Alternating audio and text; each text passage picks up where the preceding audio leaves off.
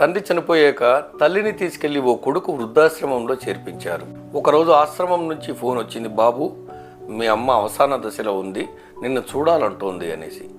ఆ అబ్బాయి వచ్చి తల్లిని చూడంగానే ఒంట్లో లేని శక్తినంతా కూడా తీసుకుని వాళ్ళమ్మ చిన్నగా కొడుకుతో ఓ మాట చెప్పింది, ఇక్కడ ఫ్యాన్ పెట్టించు, ఎందుకంటే రాత్రి దోమలు కుట్టి చాలా ఇబ్బంది పడుతూ పడుకోని రోజులు చాలా ఉన్నాయి. అలాగే ఇక్కడ ఫ్రిడ్జ్ పెట్టించు, ఎందుకంటే చాలా రోజులు భోజనం లేక ఆకలితో పడుకున్నాను, పాచిపోయిన భోజనాన్ని తిన్న రోజులు ఉన్నాయి నాకు అని చెప్పింది. అదేంటమ్మా, ఇన్నాళ్ళు నేను వస్తున్నాను కదా, నాకెందుకు చెప్పలేదు అని అడిగారు. నాకు పర్లేదు బాబు, నేను ఆకలికి వేడికి ఇలాంటి వాతావరణానికి అలవాటు పడ్డాను. రేపు నీ పిల్లలు నిన్ను ఇదే వృద్ధాశ్రమంలో చేరిస్తే నువ్వు ఆకలికి తట్టుకోలేవు నాన్న, భోజనం లేకుండా ఉండలేవు, వేడిని భరించలేవు, అందుకు అడుగుతున్నా నాన్న తల్లి చెప్పింది. కొడుకు కన్నీళ్లతో నిజాన్ని గ్రహించాడు.